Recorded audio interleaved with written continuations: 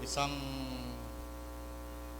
papuri sa Panginoon at tunay nga na I am so grateful na yung hinaba-haba ng taon ngayon ay nandito dito tayo. Masaya tayong nagpupuri sa Panginoon at sama-sama at nakikita ko naman na mayroong pagmamahalan, may unity. Yun po ang kailangan natin dito sa atin pong church, sa atin pong simbahan. At ngayong umaga atin pong tatalakayin yung patungkol doon sa series about yung the birth of Jesus and yung kanyang also the coming of Jesus. Tayo pong lahat ay tumayo at basahin natin. Social media, are you ready sa atin pong... So ang title ng atin pong pag-uusapan is Fear Not Joseph. At sa buong time na atin pong tatalakayin ay pag-usapan natin. Kasi sa ating buhay, maski believer tayo, aminin man natin sa hindi, meron tayong mga pagkatakot sa ating spiritual na buhay, sa ating physical na buhay, at atin po yung tatalakayin. And at the end, ay encourage po natin ang bawat isa na alisin po natin yung takot natin kasi tayo ay mananampalataya na, tayo ay na kay Kristo na, nasa atin ang Panginoon. Sabay-sabay po natin basahin sa Matthew chapter 1, verse 18. Ito ang naganap ng ipanganak sa Jesucristo at nagkatagang pakasal, ngunit bago makasal, nalaman ni Maria na siya ay nagdadalang tao sa pamamagitan ng kapangyarihan ng Espiritu Santo. Tayo po'y manalangin aming Diyos na dakila. As we praise you this morning, amin pong dumadalangin na lubos naming maunawaan ang inyo pong mensahe. Buksan mo ang aming mga puso at talahin po namin, Panginoon, give me wisdom na sa iyong kapangyarihan ay maipaunawa ng Banal na Espiritu sa bawat isa yung patungkol sa mga pagkatakot at yung mga pagja-judge na walang basihan. Patnubayan mo ako, Panginoon, patnubayan mo ang bawat isa at hayaan mo, O Diyos, na ang iyong salita ay malayang dumaloy, Panginoon, sa pinakamatabang bahagi ng aming puso. Salamat po aming Diyos, ito po ang aming dalangin. In the name of Jesus. Pwede na pong makaupo. And good morning once again sa bawat isa. And I praise God, maski hindi po magandang panahon, ay talagang tayo po ay nandirito at tayo po ay nagdesisyon na sambahin ang ating Panginoong Hesus, makipag-awitan sa Panginoon at unahin natin siya sa lahat ng panahon. Sapagkat in fairness po ang ating mang inuna tayo. Inuna tayo talagang yung sabi ng Kwan ng Isaiah 9:6 na in the prophecy, in the Old Testament, ito sa prophecy na talagang napulpil pagdating sa New Testament na isang anak ay isisilang sa katauhan ng ating Panginoong Diyos at siya po ay tatawaging Emmanuel. Ang ibig sabihin nun is God is with us. So sa ating pong mga believer, as a believer, nung tayo po ay nakapagrelasyon na sa ating Panginoong Hesus, ay dapat duty po natin to share the gospel. Actually, yung bawat sermon dito, kami po ni Pastor ay naatasan na ang pinakatema ay it's about gospel. It's about the Word of God na kinakailangan natin na ibahagi doon sa mga tao na wala pa sa Panginoon. And that would be the gospel is all about. Amen? Intindihan po natin? So ang gospel ay para sa atin, ngayong tayo ay mananampalataya na, we surrender our life to Jesus, dapat lamang po na ito'y ibahagi natin. Ito'y ibahagi natin doon sa mga tao, sa paligid natin, mga mahal natin sa buhay, kapitbahay natin, ka-schoolmate natin, we have to share the gospel. Ulit-ulit po namin itong sasabihin. So it is our duty to share the gospel.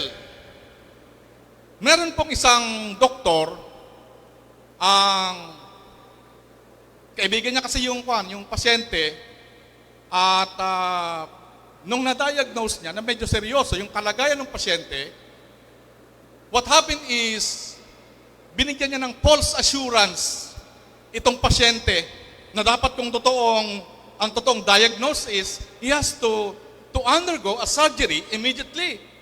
Pero dahil sa takot niya, sasabihin ng kaibigan niya yung reaction, binigyan ng false assurance, okay ka lang, walang problema, mag-diet ka lang, bawasan mo yung kanin mo, mag-exercise ka, and you will be okay. Tama ba yung sinabi ng doktor? Tama ba?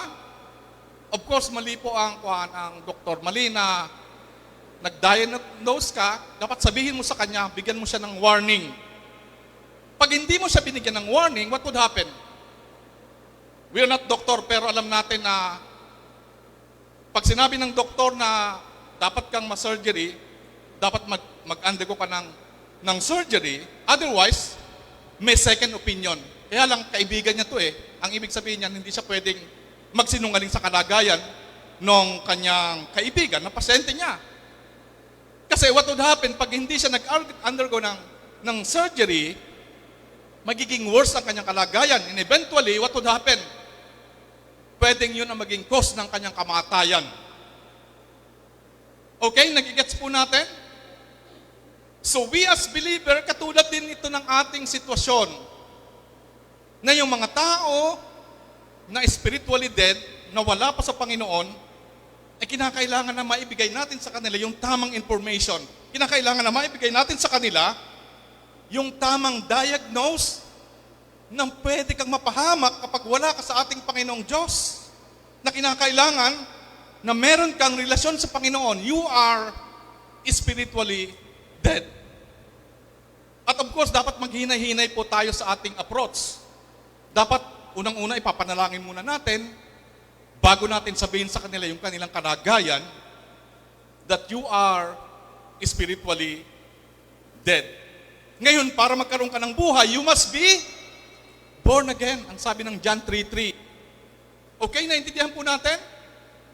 At ito po ang Christmas. This is what Christmas is all about, we have to share the gospel. We have to share the gospel. Kinakailangan na mabigyan natin ng warning yung mga tao na wala pa sa Panginoon, kasi pag napahamak yan, you will be accountable sa harap ng Diyos. Tayo po ay magsusulit kapag hindi natin sinabi yung about salvation, about yung relationship natin sa Panginoon. Brother Henry, ang bait-bait ko naman. At nagdadasal naman ako. At hindi naman ako nakakalimot. Pag naalis ako, nagdadasal ako. At pag nauwi ako, nagdadasal pa rin ako. It's not enough. It's not enough. Ang sabi po ng Romans, tinignan natin ang buong chapter ng Romans, dito makikita natin, it's a Romans road. Dito makikita natin that we are all sinner. At ang kabayaran ng kasalanan ay kamatayan. So maliwanag po yan at hoping na unawaan po natin ng bawat isa na ang ating duty bilang believer is to share the gospel. Is to share the gospel. Ibahagi po natin ang Word of God. At ang sabi po ng 2 Timothy, I'd like to, wala po ito dyan sa ating PowerPoint. Magbukas po tayo ng Bible. Baliktad.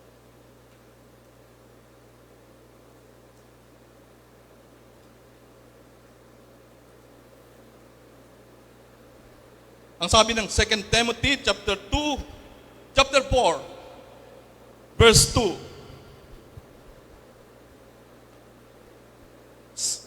2 Timothy chapter 4, verse 2, sabi nito, preach the word, be prepared in season, in out of season.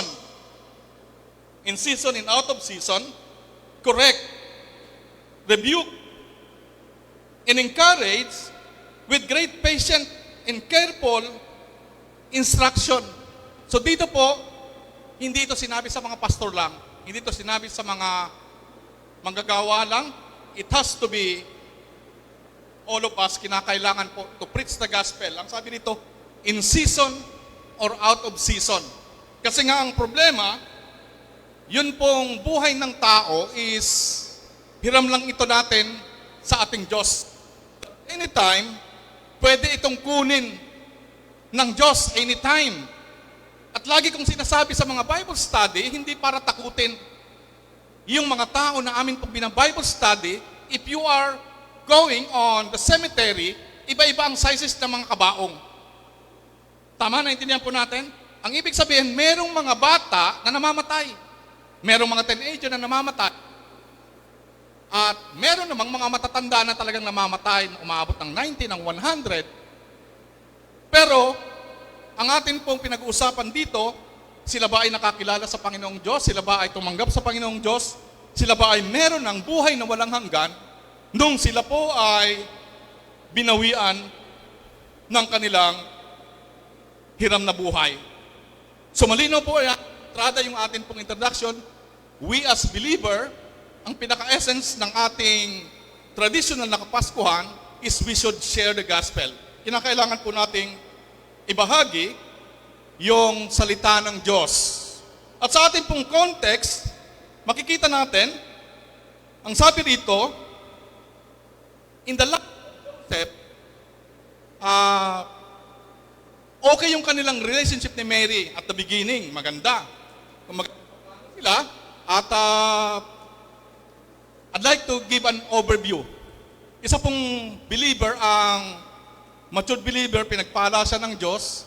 And of course, at the young age of 30, gusto niyang mag-asawa. So he planned for it, inayos lahat, nag-down payment na doon sa event, may pastor na magkakasal, yung mga ninong at mga ninang okay na, yung mga abay okay na. And he spent a lot of money, itong matured Christian na ito. At ang kanyang mapapangasawa is a Bible woman. Ang ibig sabihin, it's almost perfect. Parang lahat maayos kasi nga matured Christian, pinagpala ng Panginoong Diyos. But eventually, bad news came. Kasi itong babaeng kanyang aasawahin, nalaman niya, nabuntis na. Okay, naintindihan po natin? But it's a only story. Ngayon, mabalik tayo dito kay Mary, nang sabi ng talata, nalaman ni Mary na siya nagdadalang tao sa pamamagitan ng kapangyarihan ng Espiritu Santo. So dito makikita natin, at that time, siya po ay engaged kay Mary, a woman on his dream, kay Joseph. So silang daw ay nagplano para sa kanilang future. And then, yung problema dumating. Nalaman ni Joseph na ito ngang si Mary, it was already pregnant, buntis na siya. At alam ni Joseph na hindi siya yung ama ng bata. If you are on this situation, sa mga kalalakihan, sa mga young man, kapag naranasan mo ito, anong iyong iisipin? Anong iyong magiging reaksyon? At dito makikita natin, suddenly, ang mundo ni Joseph ay biglang gumuho kasi malaking problema ito eh. Kasi po, kung titingnan natin, in the culture of the Jewish tradition, yung pong Jewish culture, pinapahalagan yung virginity in honor ng isang babae. Sa kanila pong kultura ito sa mga Hudyo. And losing it before marriage could bring shame. Magdadala ito ng kahihiyan sa family and of course sa mamamayan. At malaking kahihiyan ito, problemang malaki. So Joseph concluded that Mary had been immoral. Kumbaga ay ginadge na kagad si Mary na isang immoral. Kasi nga hindi niya na iintindihan yung situation na ang dinadala ni Mary, it was conceived by the Holy Spirit. Amen? Naintindihan po natin? Kaya nga ang tawag sa kanya, Virgin Mary. Even yung after birth, still virgin po si Mary. So question, kadalasan sa atin pong buhay as a believer, we often come to ay wrong conclusion. Nag-iisip kagad tayo ng mga maling conclusion sa mga pangyayari dahil sa kawalan natin ng patient. Kumbaga mabilis tayong mag-judge at nagagalit kagad tayo, natatakot tayo sa pwedeng sabihin ng mga tao. At kung titingnan natin yung situation, so what happened, Joseph had thought was sinful. Wala siyang matibay na basihan. No wonder, Jesus married, warned against judging others. Ang sabi po ng Matthew 7:1, huwag kayong humatol nang kayo'y di hatulan. At dito makikita natin on the same scenario, meron pong isang babaeng haliparot. Kwento ko na lang para hindi humaba. May isang babaeng haliparot na dinala sa harapan ni Jesus upang siya yung mag-judge. At dito makikita natin yung senaryo. Sinabi ba ni Jesus, sige, batuhin na yan kasi yun ang ating tradisyon. Pero hindi po yun ang ginawa ng ating Panginoong Diyos na ang ibig sabihin niyan, do not judge. At ang kanyang challenge doon sa mga Pariseyo, kung sino man, ang sabi niya, kung sino man yung hindi nagkasala, siya yung unang bumato. So what happened? Yung reaksyon ng mga tao, isa-isang nag-alisan. Yung mga leader, mga Pariseyo, at ito yung mga religious leader ito. At ang natira ay yung babae na lang. At dito makikita natin yung reaksyon ng ating Panginoong Diyos na ang sabi niya, go and sin no more.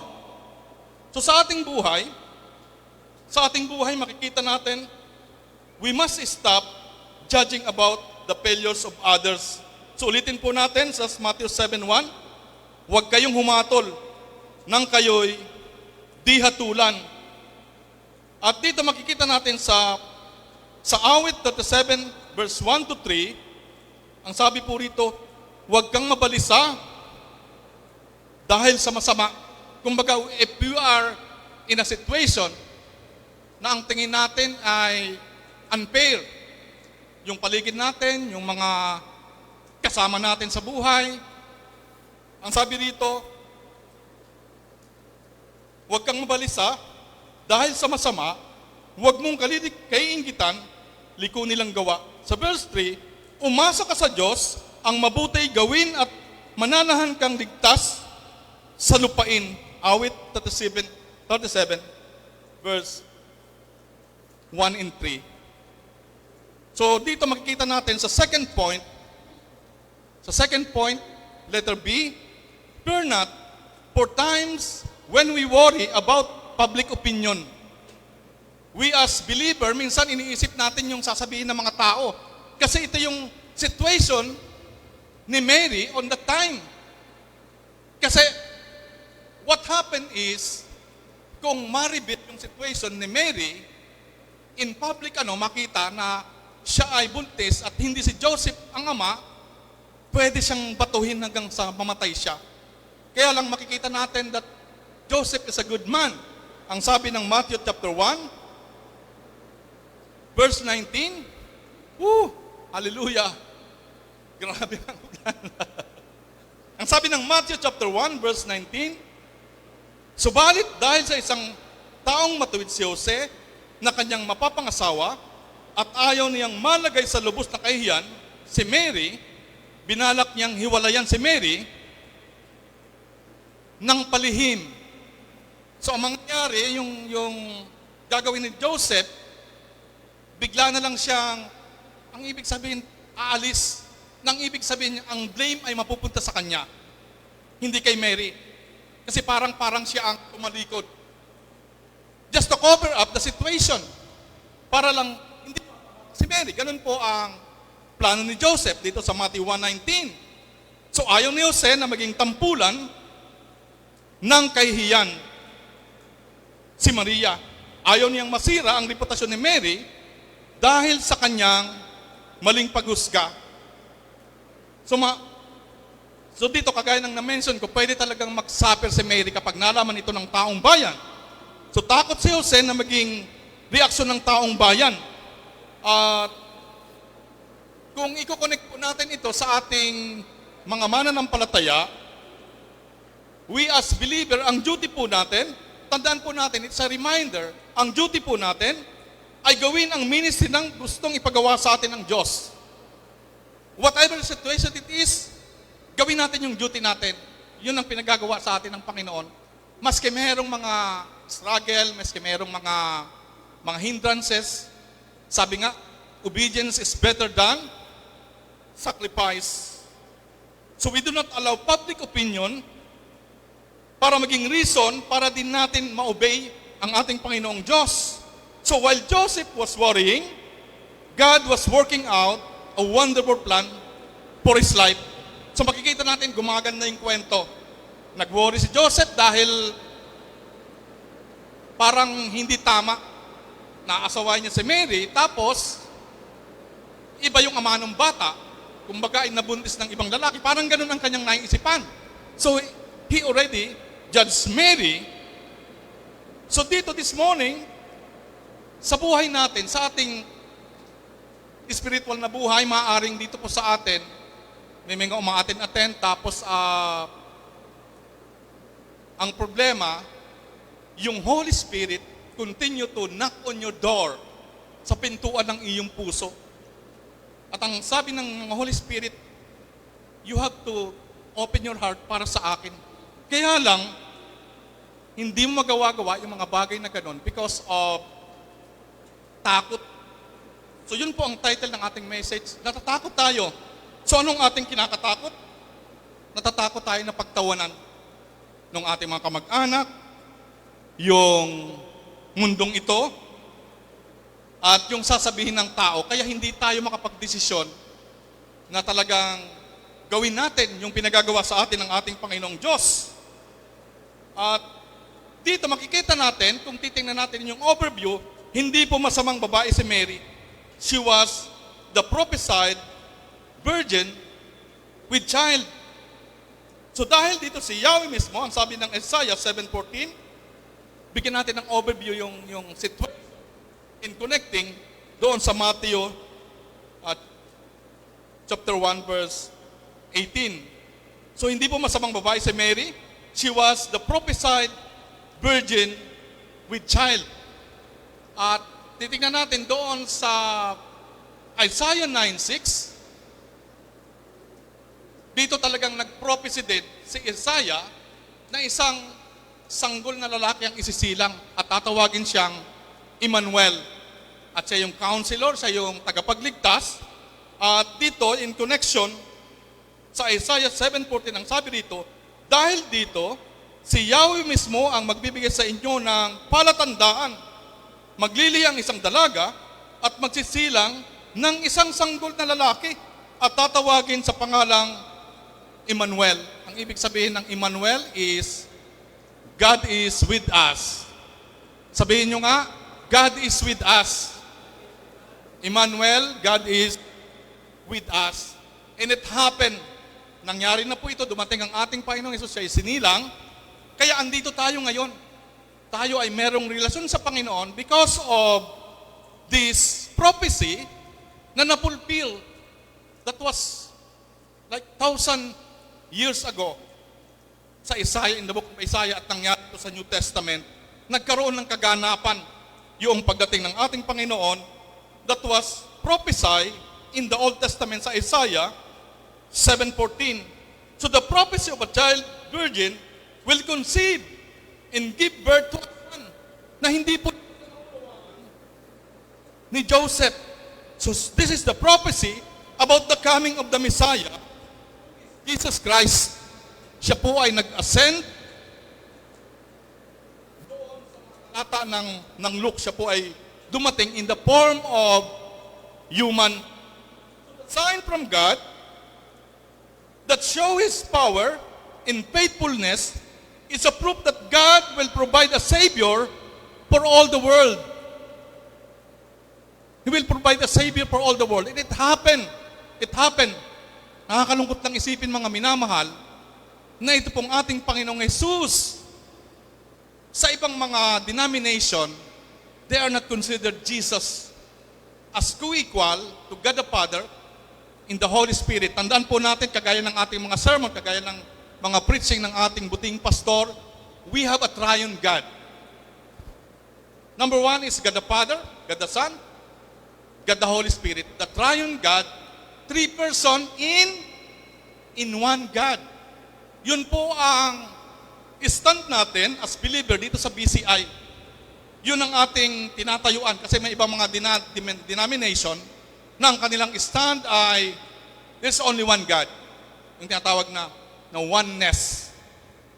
So dito, hindi po dapat malito. Kaya nga po, ang sabi sa opening verse ko sa 2 Timothy 4:2 is, we have to preach the word in season, in out of season. It is also our duty ni Pastor Arnold na magkaroon ng correction, magkaroon ng pagtutuwid, at magkaroon ng mga reminder doon sa mga maling turo. Dapat tama po ang doctrine dito sa BCI.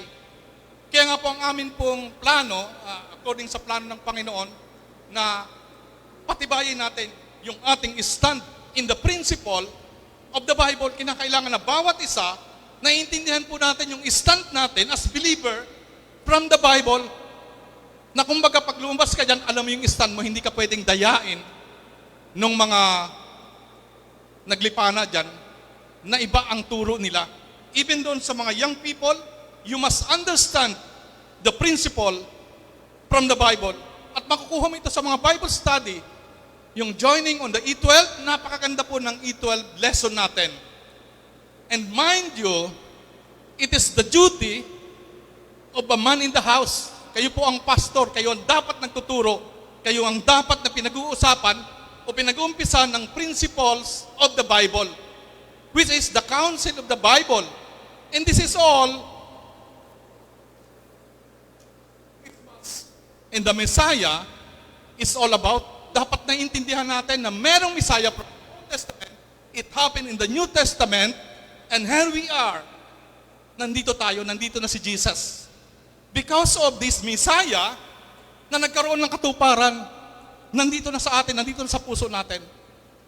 At sa kapanahunan ngayon, when we accepted Christ, it is automatically, the Holy Spirit indwells with us. Nandito na yung Holy Spirit. Kaya minsan open familiarity, parang ang dami mong takot, parang hindi ka makakilos. At yung Holy Spirit, hindi nagpa-function kasi hindi mo alam gamitin that you have the Holy Spirit. And you know that you already have the Holy Spirit, but hindi mo ito alam gamitin.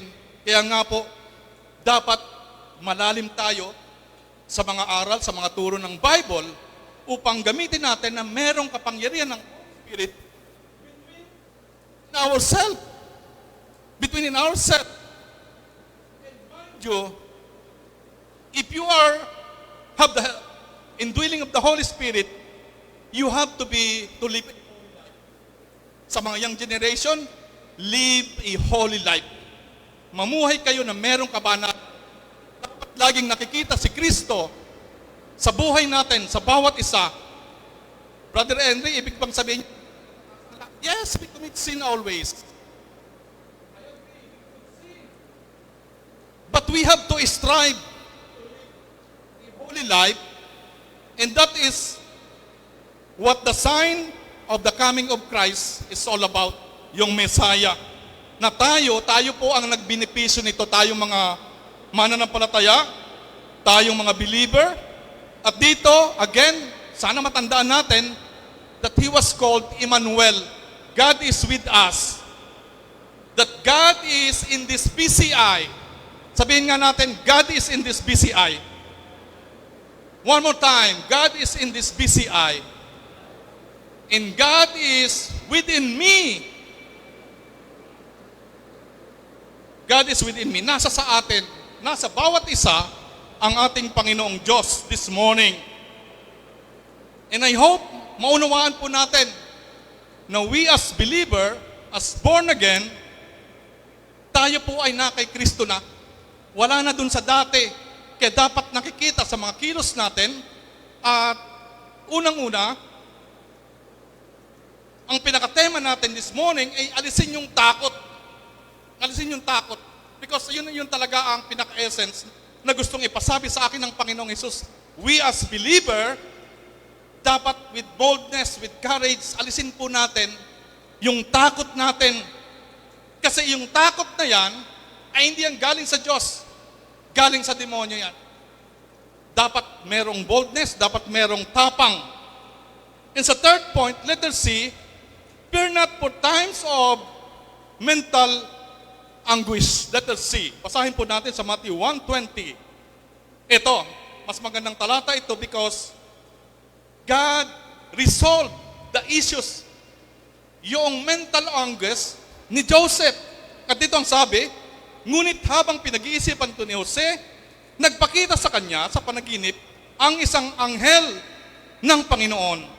Sinabi ito sa kanya, Jose, anak ni David, fear not, huwag kang matakot.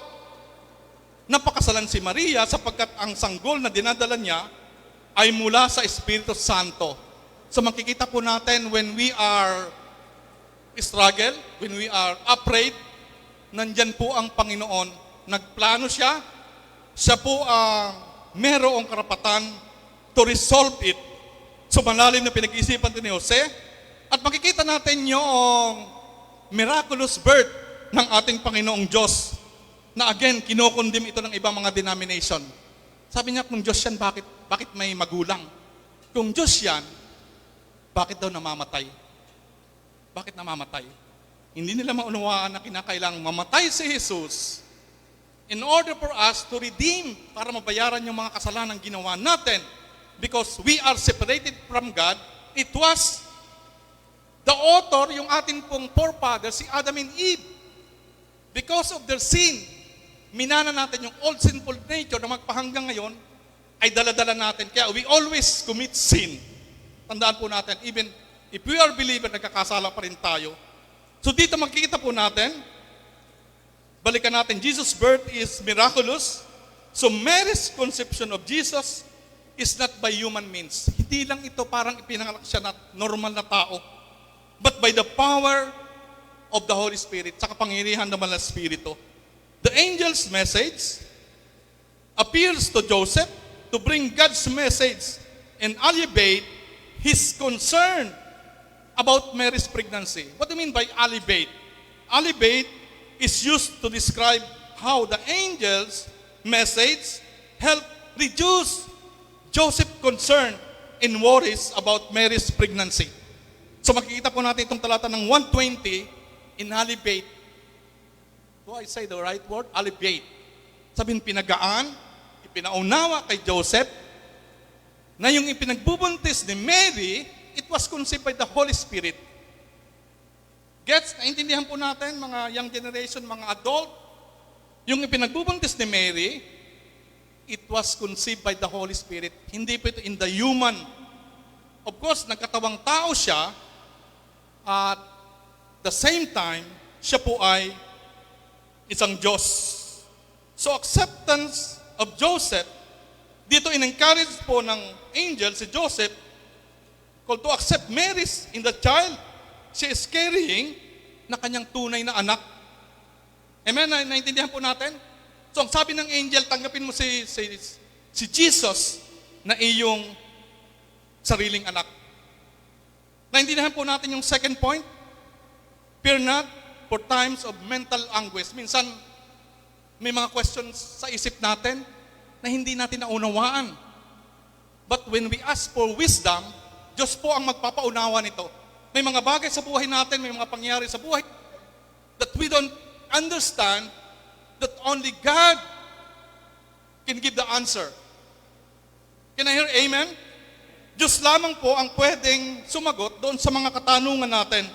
So marami sa ating mga pagkatakot ay walang basihan minsan. Minsan may mga pagkatakot tayo na isipin natin na Bekenemen, si Genete Bekenemen. Lagi tayong assuming. Tandaan po natin, minsan nag-judge tayo doon sa mga bagay na hindi pa natin alam yung situation, kagaya ni Joseph. Ginudge na kagad si Mary na isang babaeng haliparot. So makita natin, we need to exchange our fears with faith. Kinakailangan na palitan natin yung ating mga pagkatakot ng pananampalataya. Amen? Yung fear, palitan natin ito ng faith. Sabihin nga natin, fear with faith. Palitan natin yung fear ng faith. At dito makikita natin, magbigay tayo ng example of a woman who bleeds for 12 years. Ayan. Itong babaeng ito, 12 long years. 12 long years ng pagkatakot. Why? Kasi sa kanilang custom, napakahigpit naman kasi ng mga kultura nitong mga Hudyo na ito.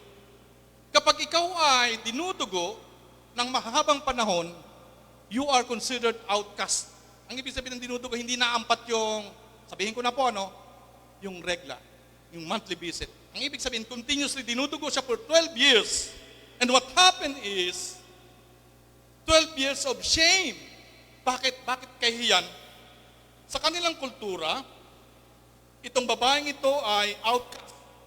Hindi siya pwedeng mag-join sa mga ganitong gatherings, hindi siya pwedeng magsimba, hindi siya pwedeng maki-join sa mga gatherings ng mga mamamayan because she was considered unclean, marumi. Ganun po ang kultura ng mga Hudyo. Tulad yan ng may ketong, hindi ka pwedeng mag-join sa mga, o kunyari may mga celebration, you are unclean. Out. Supi. Ganun po ang situation nung babaeng dinudugo for 12 years. And 12 years of, sabi ko nga, ng pagkatakot. Natatakot siya kasi baka yun ang kanyang kamatay. Amen? Naintindihan po natin? Pag meron kang the same sickness, matatakot ka talaga. And of course, disappointment. So her condition affected her dignity, kasi parang wala ka ng dignidad, wala ka ng karapatan. And relationship, kasi itong babaeng dinudugo, hindi pwedeng mag-asawa ayon sa kultura ng mga Hudyo. So parang hirap ng sitwasyon, hindi ba? Are you with me? Naintindihan po natin yung situation ng babaeng dinudugo? For 12 years, in hopes, wala. Parang, is the end of the game. Wala na akong pupuntahan. But the good news is, she heard Jesus was passing by. Dumarating ang Jesus. At dito, ang sabi ng Marcos 5:27, nabalitaan niya ang tungkol kay Jesus, kaya nakipagsiksikan siya hanggang makalapit sa likuran ni Jesus at hinipo ang damit ng Panginoon. So makikita natin yung kanyang faith. Just the edge, laylayan ng damit ng ating Panginoong Yesus ay sapat na. And pagkatapos niyang hawakan yung laylayan ng damit ng Panginoon, just enough faith to reach, and instantly, not gradually, kumbaga, hindi yung unti-unti na tumigil yung kanyang pagdurugo. Not partially, not eventually, but immediately, the bleeding stopped. See the miracle? The miracle? So what happened is, yung kanyang fear ay pinalatan ng pananampalataya. Yung kanyang nakatagong pananampalataya na sekreto kasi hindi niya pwedeng ibulgar sa mga tao, it shows when Jesus is passing by. So faith ito ang dahilan kaya siya gumaling. Her courage in secret led to her healing in public. How about you? Maaring may mga dinaramdam tayo, maaring we are sick spiritually, na kinakailangan na ilapit natin sa ating Panginoong Hesus. So like Joseph, in the woman who bled for 12 years, ano yung mga pagkatakot ng bawat isa? Maiksi lang po itong mensahe na ang pinatutunan dito. Ano yung mga pagkatakot that you experience today? Ano yung mga pagkatakot na atin pong nararanasan? Yung takot sa dilim? Normal lang yun eh. Maski ako natatakot ako minsan sa dilim kasi baka biglang may kumalabit sa'yo, na alam mo namang ikaw lang mag-isa ron, di ba? Marami tayong mga pagkatakot. Sa mga student, ano yung kinakatakot nyo? Takot bumagsak sa exam, sa final exam? Huwag kang matakot, ang sabi ng Lord. Huwag kang matakot. Have faith. Pero dapat, mag-aral ka ding mabuti.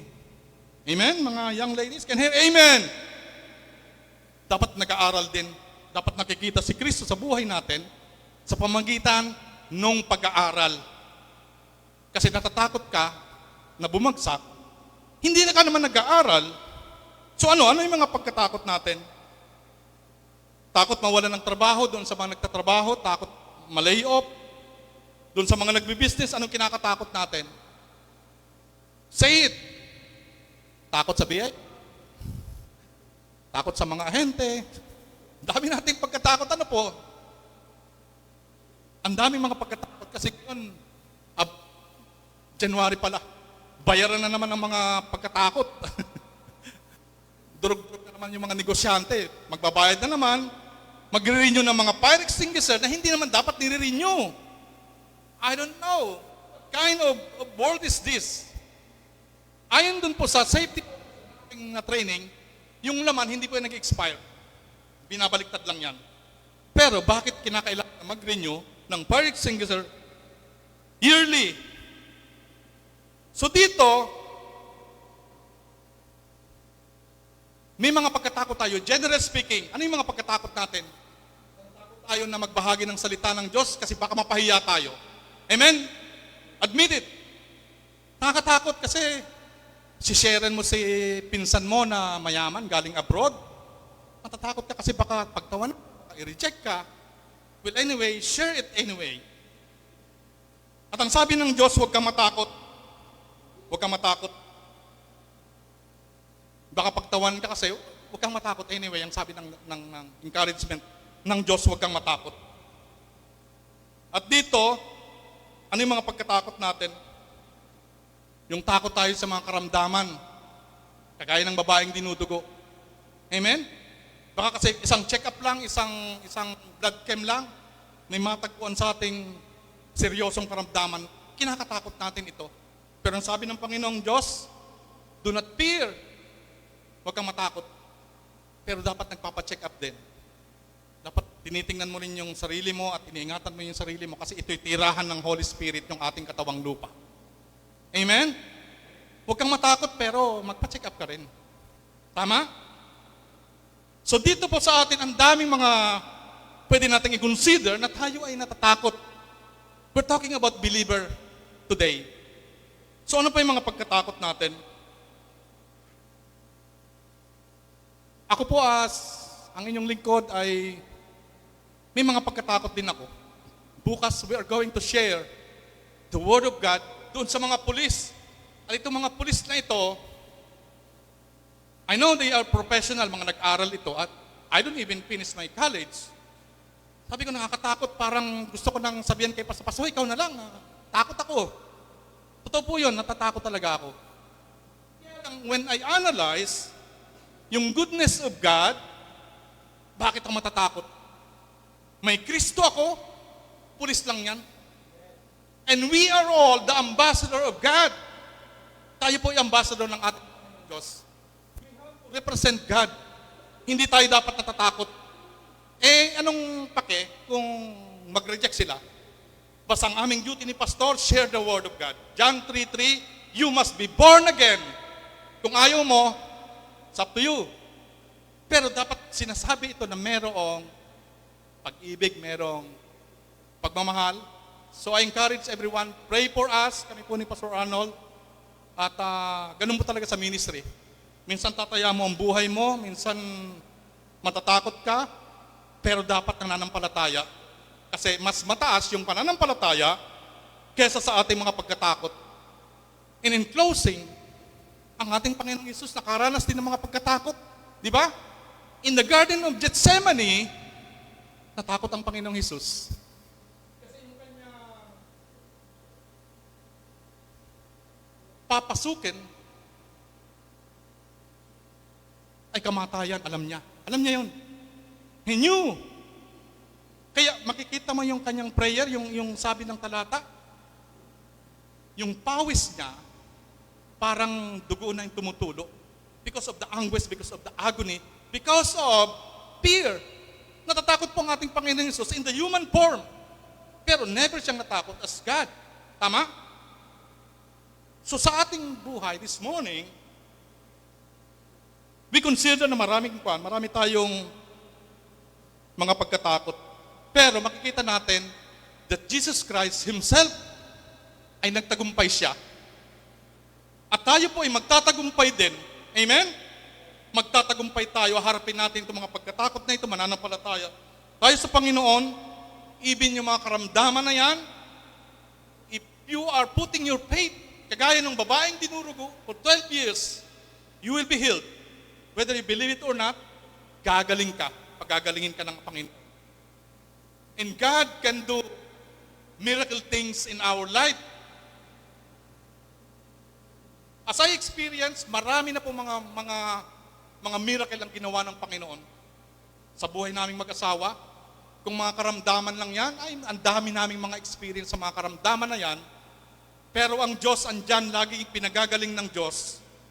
Kami bilang mananampalataya, sa kabila ng aming hindi po pagtatapat, pag kami naglulumod sa Panginoon, kapag nag-uumi kami sa Panginoon, hindi kayang tumalikod ng Panginoon and He will face and then, okay, granted. Answered prayer ka na.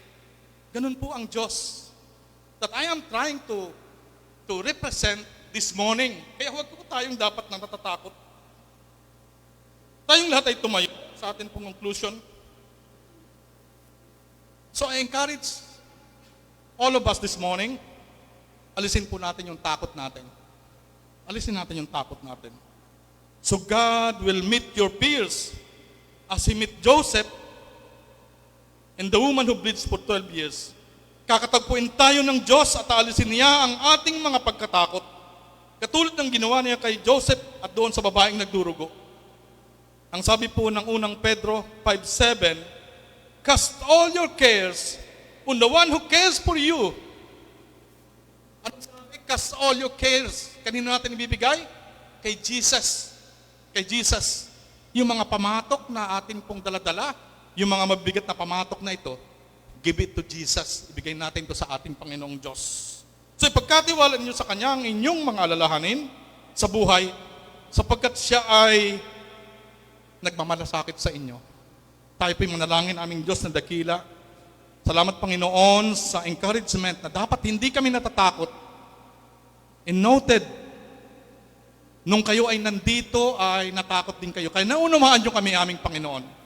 This morning ay inilalapit ko aming Diyos bilang inyong abang lingkod. Yung mga tao na sobrang may pagkatakot, maaaring sa karamdaman, maaaring sa mga espiritual na paglago, maaaring sa mga personal na buhay, whatever it is, anumang mga pagkatakot ito, aming Diyos. Ang inyong pong abang lingkod ay inilalapit sa inyo. We give it to you, Panginoon. Kunin mo ang mga pagkatakot na ito at paltan mo ito ng mga pananampalataya, paltan mo ito ng mga pag-asa, paltan mo ito ng iyong pag-ibig at ng iyong biyaya. Ito pang aming nagkakaisang dalangin in the name of Jesus. Everybody say, Amen.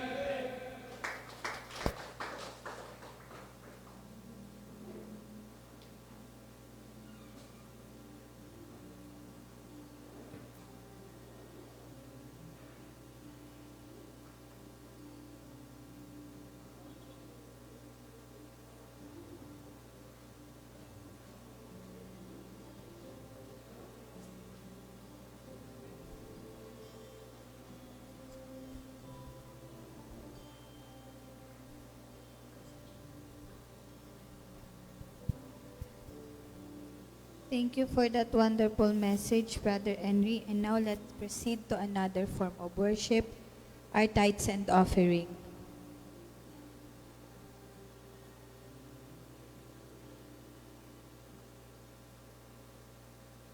Hey everyone, have you ever wondered where your tithes go? Today I'm here to show you just how much of a difference your faithful giving makes. Through your tithes, we share the Word of God. Picture this, our pastor, inspired and passionate, delivering a sermon that touches hearts and changes lives. That's your giving at work. But it doesn't stop there. Your tithes also teach the next generation. Imagine a room full of smiling kids eagerly learning about God's love in Sunday school. Your support makes that possible. And let's not forget those in need. Your contributions help us feed the hungry and provide supplies to the hurting. Think of the relief on their faces as they receive the help they need. That's the impact of your generosity.